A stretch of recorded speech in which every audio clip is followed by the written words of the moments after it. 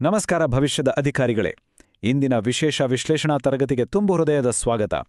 ನಾವು ಇಂದು ಮೇ 23, 2026ನ ಅತ್ಯಂತ ಪ್ರಮುಖ ಪ್ರಚಲಿತ ವಿದ್ಯಮಾನಗಳ ಬಗ್ಗೆ ಚರ್ಚೆ ಮಾಡಲಿದ್ದೇವೆ. ಸ್ಪರ್ಧಾತ್ಮಕ ಪರೀಕ್ಷೆಗಳಿಗೆ ಬೇಕಾದ ಕಾನ್ಸೆಪ್ಟ್ ಕ್ಲಾರಿಟಿ ಜೊತೆಗೆ ಪ್ರತಿಯೊಂದು MCQ ಅನ್ನು ಡೀಟೇಲ್ ಆಗಿ ವಿಶ್ಲೇಷಣೆ ಮಾಡೋಣ. ತರಗತಿ ಶುರು ಮಾಡುವ ಮುನ್ನ ಏಬ್ರಹಾಂ ಲಿಂಕನ್ ಅವರ ಒಂದು ಅದ್ಭುತವಾದ ಸ್ಫೂರ್ತಿದಾಯಕ ಮಾತು ನೆನಪಿಸ್ಕೊಳ್ಳೋಣ. Discipline is choosing between what you want now and what you want most. ಅಂದರೆ ಈಗ ಸುಮ್ಮನೆ ಕುಳಿತು ಸಮಯ ಕಳೆಯಬೇಕಾ ಅಥವಾ ಭವಿಷ್ಯದಲ್ಲಿ ಅತ್ಯುತ್ತಮ ಅಧಿಕಾರಿಯಾಗಬೇಕಾ? ಈ ಆಯ್ಕೆ ಸ್ಪರ್ಧಾರ್ಥಿಗಳ ಕೈಯಲ್ಲಿದೆ. ಪ್ರತಿದಿನದ ನಿರಂತರ ಅಧ್ಯಯನ ಮತ್ತು ಡಿಸಿಪ್ಲಿನ್ ಮಾತ್ರ ಕಾಂಪಿಟೇಟಿವ್ ಎಕ್ಸಾಮ್ಸ್ ಕ್ರ್ಯಾಕ್ ಮಾಡಲು ಸಹಾಯ ಮಾಡುತ್ತದೆ. ಹಾಗಾಗಿ ಫುಲ್ ಫೋಕಸ್ನಿಂದ ಕೊನೆಯವರೆಗೂ ಈ ತರಗತಿಯಲ್ಲಿ ತೊಡಗಿಸಿಕೊಳ್ಳಿ. ಇಂದಿನ ಸಿಲೆಬಸ್ ಮ್ಯಾಪ್ ಹೀಗಿದೆ. 1. Environment and ecology updates. 2. State infrastructure and sports. 3. HGA mentor desk. 4. State education initiatives. ಮತ್ತು 5. Rapid concept revision. Section 1. Environment and ecology updates. ಇತ್ತೀಚಿನ ಎನ್ವಿರಾನ್ಮೆಂಟಲ್ ಮೈಲ್ಸ್ಟೋನ್ಸ್ಗಳನ್ನು ಪರ್ಫೆಕ್ಟ್ ಆಗಿ ನೆನಪಿಟ್ಟುಕೊಳ್ಳೋದು ಪರೀಕ್ಷಾ ದೃಷ್ಟಿಯಿಂದ ಬಹಳ ಮುಖ್ಯ. ಇಂದಿನ ದಿನದ ವಿಶೇಷತೆ ಏನು ಅಂತ ಗೊತ್ತಾ? ಇಂದು ಮೇ 23. ಇದು ವರ್ಲ್ಡ್ ಟರ್ಟಲ್ ಡೇ, ಅಂದ್ರೆ ವಿಶ್ವ ಆಮೆ ದಿನ. 2026ರ ಈ ವರ್ಷದ ಥೀಮ್ ಏನು ಅಂತ ನೋಡಿದ್ರೆ ಟರ್ಟಲ್ ಪ್ರೊಟೆಕ್ಟರ್ ಪ್ಲೆಡ್ಜ್. ಇದನ್ನು ನೆನ್ಬಿಟ್ಕೊಳ್ಳಲು ಒಂದು ಸಿಂಪಲ್ ಮೆಮರಿ ಟ್ರಿಕ್ ಇದೆ. ಆಮೆಗಳನ್ನು ಪ್ರೊಟೆಕ್ಟ್ ಮಾಡೋದಾಗಿ ನಾವೆಲ್ಲರೂ ಒಂದು ಪ್ಲೆಡ್ಜ್ ಅಂದ್ರೆ ಪ್ರತಿಜ್ಞೆ ಮಾಡಬೇಕು ಅಂತ ಕನೆಕ್ಟ್ ಮಾಡ್ಕೊಳ್ಳಿ. MCQsನಲ್ಲಿ ಈ ಥೀಮ್ ಖಂಡಿತವಾಗಿಯೂ ಬರ್ಬೋದು. ಮುಂದಿನ concept baler turtle conservation award ಬಗ್ಗೆ ತಿಳಿದುಕೊಳ್ಳಲೇಬೇಕು. ಇದನ್ನ ಜಾಗತಿಕವಾಗಿ Nobel prize of turtle conservation ಎಂದು ಕರೆಯಲಾಗುತ್ತದೆ. ಯಾಕೆ ಇದನ್ನು ನೋಬೆಲ್ ಪ್ರೈಸ್ಗೆ ಹೋಲಿಸ್ತಾರೆ? ಏಕೆಂದ್ರೆ ಆಮೆಗಳ ಸಂರಕ್ಷಣೆಯಲ್ಲಿ ಅತ್ಯುನ್ನತ ಮತ್ತು ನಿಸ್ವಾರ್ಥ ಸಾಧನೆ ಮಾಡಿದವರಿಗೆ ಮಾತ್ರ ಈ ಪ್ರಶಸ್ತಿಯನ್ನು ನೀಡಲಾಗುತ್ತದೆ. ಕಾನ್ಸೆಪ್ಟ್ ಕ್ಲಿಯರ್ ಆಯ್ತಾ? ಆಮೆಗಳ ಸಂರಕ್ಷಣೆ ಅತ್ಯುನ್ನತ ಗೌರವ ಅಂದ್ರೆ ಅದು ಬೇಲರ್ ಅವಾರ್ಡ್. ಬನ್ನಿ ಈಗ ಈ ಕಾನ್ಸೆಪ್ಟ್ ಮೇಲೆ ಪರೀಕ್ಷೆಯಲ್ಲಿ ಪ್ರಶ್ನೆ ಹೇಗೆ ಬರುತ್ತದೆ ಎಂದು ನೋಡೋಣ. KPSC ಅಥವಾ SSC ಪರೀಕ್ಷೆಗಳಲ್ಲಿ ನೇರವಾಗಿ ಈ ಪ್ರಶ್ನೆ ಕೇಳಬಹುದು. Which international award is recognized as the Nobel Prize of Turtle Conservation? Options ಕೊಟ್ಟಾಗ ಎಲಿಮಿನೇಷನ್ ಟೆಕ್ನಿಕ್ ಬಳಸಬೇಕು. ಇತರ ಪರಿಸರ ಪ್ರಶಸ್ತಿಗಳಾದ ಗ್ಲೋಬಲ್ 500 ಅಥವಾ ಚಾಂಪಿಯನ್ಸ್ ಆಫ್ ದಿ ಅರ್ತ್ ಬಂದ್ರೆ ಅವು ಆಮೆಗಳಿಗೆ ಮಾತ್ರ ಸೀಮಿತವಲ್ಲ ಅಂತ ಎಲಿಮಿನೇಟ್ ಮಾಡಿ. The correct answer is Bendler turtle conservation award. ಈ ರೀತಿ ಕಾನ್ಸೆಪ್ಟನ್ನು ಪ್ರಶ್ನೆಗೆ ಲಿಂಕ್ ಮಾಡಿ ಓದಬೇಕು. Section 2. State infrastructure and sports. ಈ ವಿಭಾಗದಲ್ಲಿ ನಮ್ಮ ರಾಜ್ಯದ ಪ್ರಮುಖ ಅಭಿವೃದ್ಧಿ ಕಾರ್ಯಗಳತ್ತ ಗಮನ ಹರಿಸೋಣ. ಭಾರತದ ಸೆಕೆಂಡ್ ಲಾರ್ಜೆಸ್ಟ್ ಕ್ರಿಕೆಟ್ ಸ್ಟೇಡಿಯಂ ನಮ್ಮ ಕರ್ನಾಟಕದಲ್ಲೇ ನಿರ್ಮಾಣವಾಗ್ತಿದೆ. ಗೊತ್ತಾ? ನಮ್ಮ ಮುಖ್ಯಮಂತ್ರಿಗಳು ಇದಕ್ಕೆ ಶಂಕುಸ್ಥಾಪನೆ ನೆರವೇರಿಸಿದ್ದಾರೆ. ಜಾಗವನ್ನ ಕ್ಲಿಯರಾಗಿ ನೆನ್ಪಿಟ್ಕೊಳ್ಳಿ. ಬ್ಯಾಂಗ್ಳೂರು ಅರ್ಬನ್ ಡಿಸ್ಟ್ರಿಕ್ಟ್ನ ಅನೇಕಲ್ ತಾಲೂಕು, ಸೂರ್ಯಾನಗರ್. ಅನೇಕಲನ್ನ ಕಲ್ಪನೆ ಮಾಡ್ಕೊಳ್ಳಿ, ಅದು ತಮಿಳುನಾಡು ಗಡಿಗೆ ಹತ್ತಿರದಲ್ಲಿದೆ. ಇದು ಬ್ಯಾಂಗ್ಳೂರು ಅರ್ಬನ್ ಡಿಸ್ಟ್ರಿಕ್ಟ್ಗೆ ಸೇರುತ್ತೆ ಅನ್ನೋದು ಪಾಯಿಂಟ್ ಟು ಬಿ ನೋಟೆಡ್. ಈ ಕಾನ್ಸೆಪ್ಟ್ನ ಮೇಲೆ KPSC ಅಥವಾ KSP ಪರೀಕ್ಷೆಯಲ್ಲಿ ಪ್ರಶ್ನೆ ಬಂದ್ರೆ ಹೇಗೆ ಅಟೆಂಡ್ ಮಾಡಬೇಕು? In which taluk is the foundation for India's second largest cricket stadium located ಅಂತ ಕೇಳಿದಾಗ ಬಹಳಷ್ಟು ವಿದ್ಯಾರ್ಥಿಗಳು ಕನ್ಫ್ಯೂಸ್ ಆಗಿ ಬ್ಯಾಂಗ್ಳೂರ್ ರೂರಲ್ ಅಂತ ಮಾರ್ಕ್ ಮಾಡ್ತಾರೆ. ಉತ್ತರ ಅನೇಕಲ್ ತಾಲೂಕ್. ದಯವಿಟ್ಟು ಬ್ಯಾಂಗ್ಳೂರ್ ರೂರಲ್ ಮತ್ತು ಬ್ಯಾಂಗ್ಳೂರ್ ಅರ್ಬನ್ ನಡುವಿನ ವ್ಯತ್ಯಾಸವನ್ನು ಸರಿಯಾಗಿ ಗಮನಿಸಿ ಇಂತಹ ಕಾಮನ್ ಫಾಲ್ಸ್ಗಳಲ್ಲಿ ಸಿಕ್ಕಾಕೊಳ್ಬಾರದು. ಪ್ರತಿದಿನದ ಎಲ್ಲ ಪ್ರಚಲಿತ ವಿದ್ಯಮಾನಗಳನ್ನು ಎಲ್ಲರಿಗಿಂತ ಮುಂಚಿತವಾಗಿ ತಿಳಿಯಲು ನಮ್ಮ ಚಾನಲ್ ಅನ್ನು ಲೈಕ್ ಮತ್ತು ಸಬ್ಸ್ಕ್ರೈಬ್ ಮಾಡಿ, ಬೆಲ್ ಐಕಾನ್ ಅನ್ನು ಒತ್ತಿ. ಎಲ್ಲ ವಿಷಯಗಳ ಪಠ್ಯ ಅನುಕ್ರಮ ಸಾರ ವಿಡಿಯೋಗಳನ್ನು ನೋಡಲು ನಮ್ಮ ಚಾನಲ್ ಅನ್ನು ಪ್ಲೇಲಿಸ್ಟ್ನಲ್ಲಿ ಹೋಗಿ ನಿಮಗೆ ಬೇಕಾದ ಎಲ್ಲ ವಿಡಿಯೋಗಳನ್ನು ನೋಡಬಹುದು. ನಮ್ಮ ವಿಡಿಯೋದಲ್ಲಿರುವ ಎಲ್ಲ ಪ್ರಶ್ನೆಗಳನ್ನು ಟೆಸ್ಟ್ ರೂಪದಲ್ಲಿ ಅಟೆಂಡ್ ಮಾಡಲು ಹಾಗೂ ಹಿಂದೆ ನಡೆದ ಸುಮಾರು 300+ ಎಲ್ಲಾ ಪ್ರಶ್ನೆ ಪತ್ರಿಕೆಗಳನ್ನು, ಎಲ್ಲಾ ವಿಷಯಗಳ ಪಠ್ಯ ಅನುಕ್ರಮ ಸಾರ ಟೆಸ್ಟ್ಗಳನ್ನು, ಸುಮಾರು 30,000+ MCQಗಳನ್ನು ಒಳಗೊಂಡಿವೆ ಅಟೆಂಡ್ ಮಾಡಿ ನಿಮ್ಮ ಸ್ಕೋರ್ ಬೋರ್ಡ್ ಅನ್ನು ವೀಕ್ಷಿಸಲು ಹಾಗೂ ಇತರೆ ಸ್ಪರ್ಧಾರ್ಥಿಗಳ ಜೊತೆ ಕಾಂಪೀಟ್ ಮಾಡಿ ನಿಮ್ಮ ರ್ಯಾಂಕ್ ಎಷ್ಟಿದೆ ಎಂದು ಲೀಡರ್ ಬೋರ್ಡ್ನಿಂದ ತಿಳಿದುಕೊಳ್ಳಬಹುದು. ಪ್ಲೇಸ್ಟೋರ್ನಲ್ಲಿ study MCQ by HGA academy ಆಪ್ನಲ್ಲಿ ನೀವು ಎಲ್ಲ ಟೆಸ್ಟ್ಗಳನ್ನು ಅಟೆಂಡ್ ಮಾಡಬಹುದು. ಸೆಕ್ಷನ್ 3. State education initiatives. ರಾಜ್ಯ ಆಡಳಿತ ಮತ್ತು ಶಿಕ್ಷಣ ಯೋಜನೆಗಳು SDA, FDA ಮತ್ತು ಶಿಕ್ಷಕರ ನೇಮಕಾತಿ ಪರೀಕ್ಷೆಗಳಿಗೆ ಅಂದರೆ KEA ಎಕ್ಸಾಮ್ಸ್ಗಳಿಗೆ ಅತ್ಯಂತ ಪ್ರಮುಖವಾದ ಟಾಪಿಕ್ ಆಗಿದೆ. ಈ ನಂಬರ್ ಗಮನಿಸಿ, 1000. ಈ 1000 ನಂಬರ್ ಯಾಕೆ ಮುಖ್ಯ? ಜೂನ್ 1ರಿಂದ ರಾಜ್ಯಾದ್ಯಂತ 1000 ಹೊಸ ಕರ್ನಾಟಕ ಪಬ್ಲಿಕ್ ಶಾಲೆಗಳನ್ನ ಪ್ರಾರಂಭಿಸಲು ಸರ್ಕಾರ ನಿರ್ಧರಿಸಿದೆ. ಈ ಬೃಹತ್ ಯೋಜನೆಯ ಅಧಿಕೃತ ಉದ್ಘಾಟನೆ ನಡೆಯಲಿರುವುದು ಮಲೆನಾಡಿನ ಹೆಬ್ಬಾಗಿಲು ಶಿವಮೊಗ್ಗ ಜಿಲ್ಲೆಯಲ್ಲಿ. ಈ 1000 ಶಾಲೆಗಳು ಮತ್ತು ಶಿವಮೊಗ್ಗ ಅನ್ನೋ ಜಾಗ ಇವೆರಡೂ ಮೆಮರಿಯಲ್ಲಿ ಪರ್ಫೆಕ್ಟ್ ಆಗಿ ಲಾಕ್ ಆಗಿರಬೇಕು. ಈ ಹೊಸ ಶಾಲೆಗಳಿಗೂ ಹಳೆಯ ಮಾಡೆಲ್ಗೂ ಇರುವ ವ್ಯತ್ಯಾಸ ಏನು ಅನ್ನೋದನ್ನ ಇಂಟರ್ವ್ಯೂ ದೃಷ್ಟಿಯಿಂದ ಅನಾಲಿಟಿಕಲ್ ಆಗಿ ಅರ್ಥ ಮಾಡ್ಕೊಳ್ಳಿ. ಹೊಸ ಕರ್ನಾಟಕ ಪಬ್ಲಿಕ್ ಶಾಲೆಗಳಲ್ಲಿ LKGಯಿಂದ 2nd PU ವರೆಗೆ ಸಂಪೂರ್ಣ ಉಚಿತ ಶಿಕ್ಷಣ ನೀಡಲಾಗುತ್ತದೆ. ಮತ್ತು ಇದು ಬರೀ ಕನ್ನಡ ಮಾಧ್ಯಮ ಮಾತ್ರವಲ್ಲ, ಕನ್ನಡ ಹಾಗೂ ಇಂಗ್ಲಿಷ್ ಮೀಡಿಯಮ್ಸ್ ಎರಡರಲ್ಲೂ ಲಭ್ಯವಿರುತ್ತದೆ. ಈ ಸ್ಟ್ರಕ್ಚರಲ್ ಚೇಂಜ್ ಗ್ರಾಮೀಣ ವಿದ್ಯಾರ್ಥಿಗಳಿಗೆ ಎಷ್ಟೊಂದು ಅನುಕೂಲ ಮಾಡಿಕೊಡ್ತದೆ ಎಂದು ಆಲೋಚಿಸಬೇಕು. ಈಗ ಒಂದು ಪ್ರಶ್ನೆ: where will the official inauguration of the 1000 new Karnataka public schools take place? ಈಗಷ್ಟೇ ಡಿಸ್ಕಸ್ ಮಾಡಿದ್ದು. ಎಸ್, ಸರಿಯಾದ ಉತ್ತರ ಶಿವಮೊಗ್ಗ. ಸ್ಟೇಟ್ ಎಕ್ಸಾಮ್ ಕ್ವೆಶ್ಚನ್ಸ್ಗಳಲ್ಲಿ ಇಂಥ ಉದ್ಘಾಟನಾ ಸ್ಥಳಗಳನ್ನ ಟಾರ್ಗೆಟ್ ಮಾಡುವ ಟ್ರೆಂಡ್ ಇದೆ. ಹಾಗಾಗಿ ಯಾವುದೇ ದೊಡ್ಡ ಯೋಜನೆ ಬಂದ್ರೆ ಅದು ಎಲ್ಲಿ ಲಾಂಚ್ ಆಯಿತು ಅನ್ನೋದನ್ನ ಲಿಸ್ಟ್ ಮಾಡಿಟ್ಕೋಬೇಕು. ಈಗ ತರಗತಿಯ ಅತ್ಯಂತ ಪ್ರಮುಖ ಭಾಗ section 4 rapid concept revision. Quick ಆಗಿ ಎಲ್ಲಾ ಡೇಟ್ಸ್ ಮತ್ತು ಫ್ಯಾಕ್ಟ್ಸ್ ಅನ್ನು ರೀಕಾಲ್ ಮಾಡೋಣ ಬನ್ನಿ. ಮೈಂಡಲ್ಲಿ ಆನ್ಸರ್ ಮಾಡ್ತಾ ಹೋಗಿ. ಪಾಯಿಂಟ್ 1, May 23 ಏನಿದು? World turtle day. ಇದರ theme turtle protector pledge. Point 2, Behler award. ಇದನ್ನ ಏನಂತ ಕರೀತಾರೆ? Nobel of turtle conservation.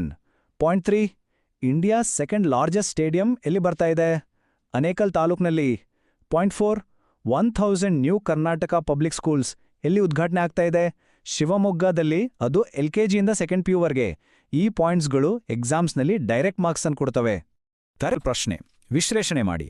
ಈ ರೀತಿಯ ಬೃಹತ್ ಶಿಕ್ಷಣ ಕ್ರಾಂತಿ ಮತ್ತು ಮೂಲಸೌಕರ್ಯಗಳ ಅಭಿವೃದ್ಧಿಯಿಂದ ಮುಂದಿನ ದಶಕದ ವೇಳೆಗೆ ರಾಷ್ಟ್ರಮಟ್ಟದಲ್ಲಿ ಕರ್ನಾಟಕದ ಸ್ಪರ್ಧಾತ್ಮಕತೆ ಹೇಗೆ ಬದಲಾಗಬಹುದು? ಇದರ ಬಗ್ಗೆ ಯೋಚಿಸಿ.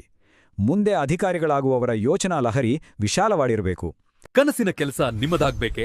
ಹಿಂದೆ HGA ಅಕಾಡೆಮಿ ಆಪ್ ಡೌನ್ಲೋಡ್ ಮಾಡಿ.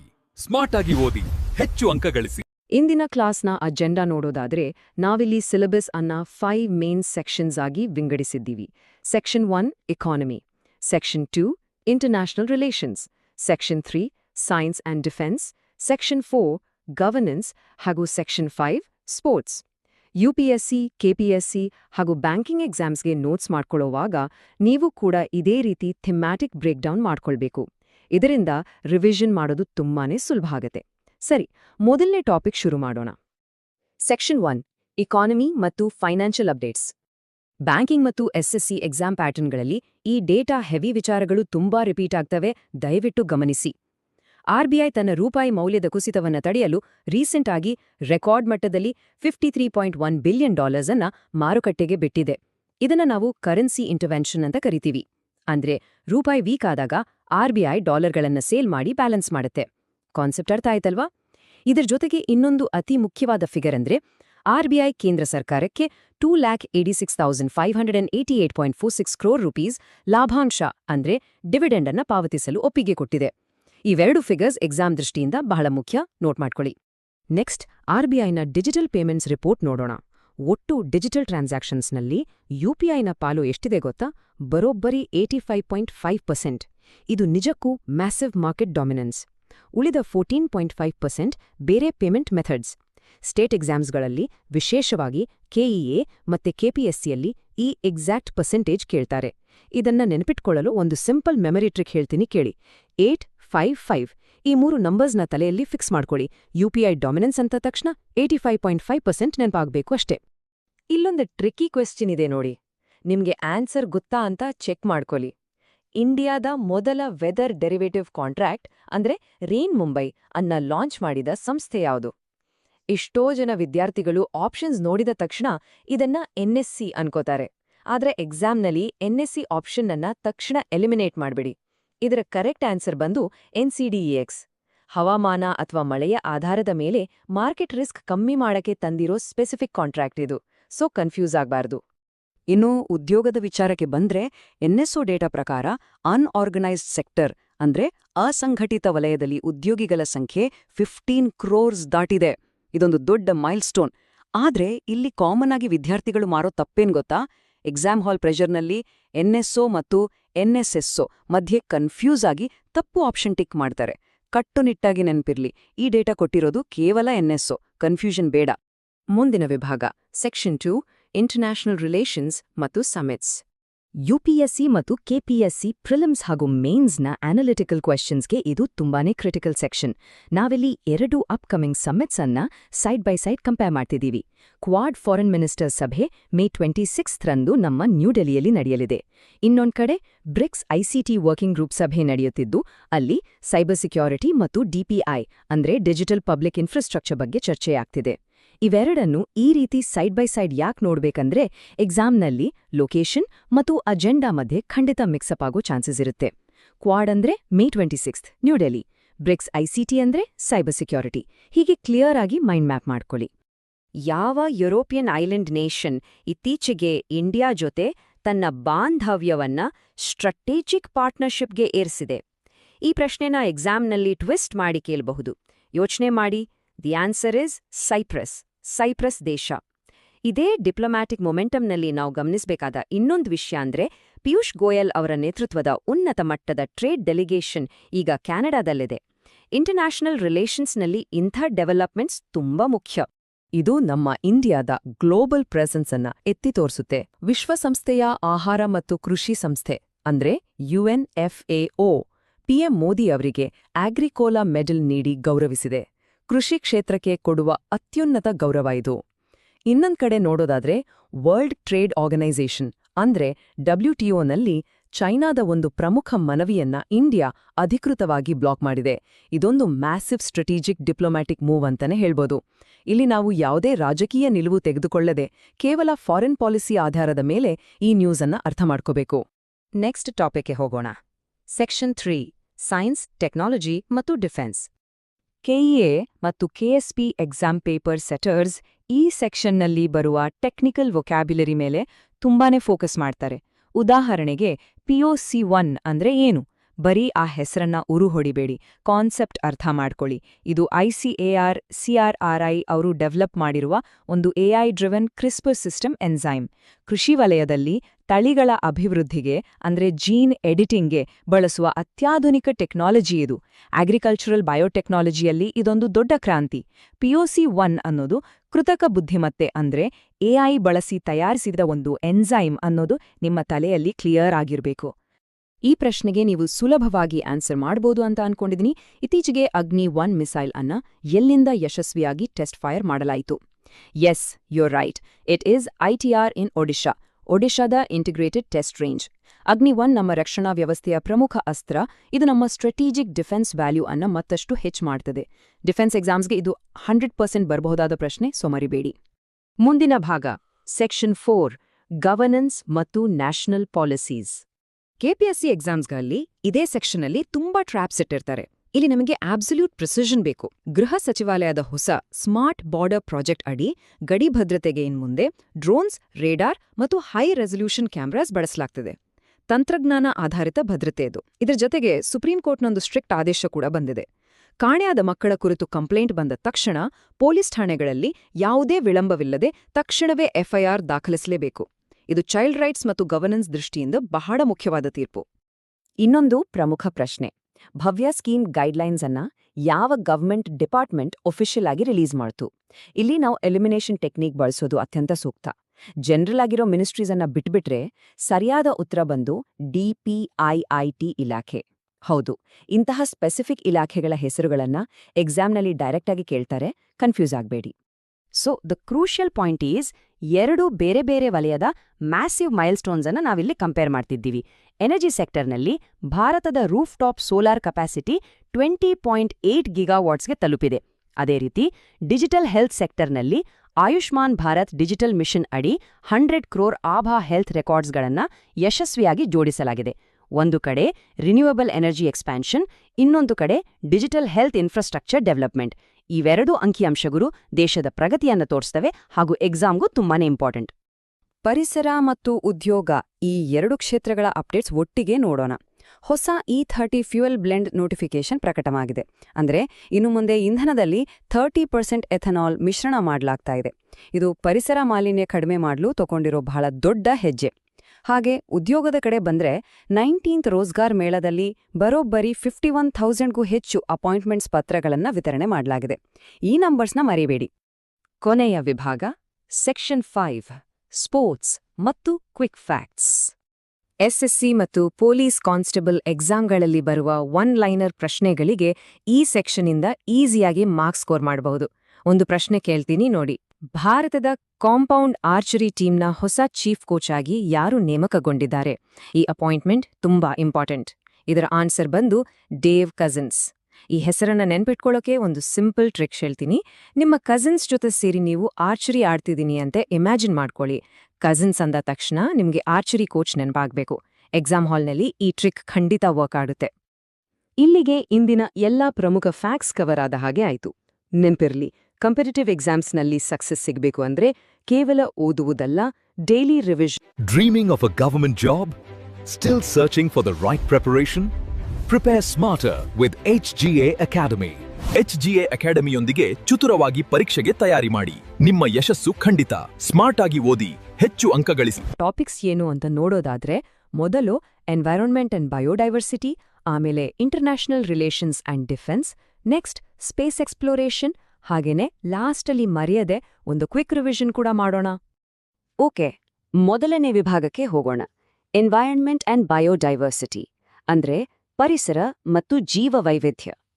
ನೋಡಿ, ಯುಪಿಎಸ್ಸಿ ಆಗಿರ್ಲಿ, ಕೆಪಿಎಸ್ಸಿ ಅಥವಾ ಕೆಇ ಏನೇ ಆಗಿರ್ಲಿ, ಪರಿಸರದ ಬಗ್ಗೆ ಪ್ರಶ್ನೆಗಳು ಬರೋದು ಗ್ಯಾರಂಟಿ.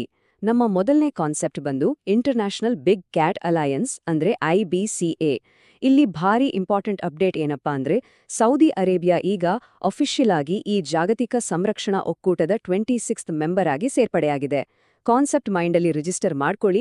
ಅಲಯನ್ಸ್ ಹೆಸರು IBCA, ಎಷ್ಟನೇ ಸದಸ್ಯ ಅಂದ್ರೆ 26th, ಮತ್ತೆ ದೇಶದ ಹೆಸರು ಸೌದಿ ಅರೇಬಿಯಾ. ಇವಾಗ ಇದಕ್ಕೆ ಸಂಬಂಧಪಟ್ಟ ಒಂದು ಪ್ರಶ್ನೆ ಪರೀಕ್ಷೆಯಲ್ಲಿ ಕೇಳಬಹುದು. Which country recently became the 26th member of the international big cat alliance? Options ನೋಡಿ: ಇರಾನ್, ಸೌದಿ ಅರೇಬಿಯಾ, UAE ಮತ್ತೆ ಈಜಿಪ್ಟ್. ಸ್ವಲ್ಪ ಯೋಚನೆ ಮಾಡಿ, ಆನ್ಸರ್ ಗೆಸ್ ಮಾಡ್ತೀರಾ? ಬ್ಯಾಂಕಿಂಗ್ ಮತ್ತೆ SSC ಎಕ್ಸಾಮ್ಸಲ್ಲಿ ಎಕ್ಸಾಮಿನರ್ಸ್ ಹೆಂಗೆ ಕನ್ಫ್ಯೂಸ್ ಮಾಡ್ತಾರೆ ಅಂದ್ರೆ, ಮಿಡ್ಲ್ ಈಸ್ಟ್ ದೇಶಗಳಾದ UAE ಅಥವಾ ಇರಾನ್ ಆಪ್ಷನ್ಸಲ್ಲಿ ನೋಡಿದ ತಕ್ಷಣ ನಮಗೆ ಕನ್ಫ್ಯೂಸ್ ಆಗುತ್ತೆ. ಆದ್ರೆ ಹುಷಾರು, ಆ ಆಪ್ಷನ್ಸ್ ತಪ್ಪು. ಸರಿಯಾದ ಉತ್ತರ ಸೌದಿ ಅರೇಬಿಯಾ. ಜಾಗ್ರಫಿಕಲಿ ಹತ್ರ ಇರೋ ದೇಶಗಳನ್ನ ಕೊಟ್ಟು ಟ್ರ್ಯಾಪ್ ಮಾಡ್ತಾರೆ. ನೀವು ಆ ಟ್ರ್ಯಾಪ್ಗೆ ಬೀಳ್ಬಾರ್ದು. ಕ್ಲಿಯರ್ ಅಲ್ವಾ? ಪರಿಸರ ವಿಭಾಗದಲ್ಲೇ ಇನ್ನೊಂದು ಬಹಳ ಮುಖ್ಯವಾದ ಕಾನ್ಸೆಪ್ಟ್ ಇದೆ. 2026ರ ಗ್ಲೋಬಲ್ ಥೀಮ್ಸ್. KSP ಮತ್ತು ಬ್ಯಾಂಕಿಂಗ್ ಪರೀಕ್ಷೆಗಳಿಗೆ ಈ ಥೀಮ್ ಬೇಸ್ಡ್ ಪ್ರಶ್ನೆಗಳು ಅಂದ್ರೆ ಎಕ್ಸಾಮಿನರ್ಸ್ಗೆ ಬಹಳ ಇಷ್ಟ. ಮೊದಲನೇದು ವರ್ಲ್ಡ್ ಟರ್ಟಲ್ ಡೇ 2026. ಇದರ theme I promise to help turtles. ಎರಡನೇದು international day for biological diversity 2026. ಇದರ ಥೀಮ್ ಬಂದು acting locally for global impact. ಇವೆರಡರಲ್ಲೂ ಕನ್ಫ್ಯೂಸ್ ಆಗ್ಬಾರ್ದು ಅಂತಾನೆ ಅಕ್ಕಪಕ್ಕದಲ್ಲಿ ಇಟ್ಟು ನೋಡ್ತಾ ಇದೀವಿ.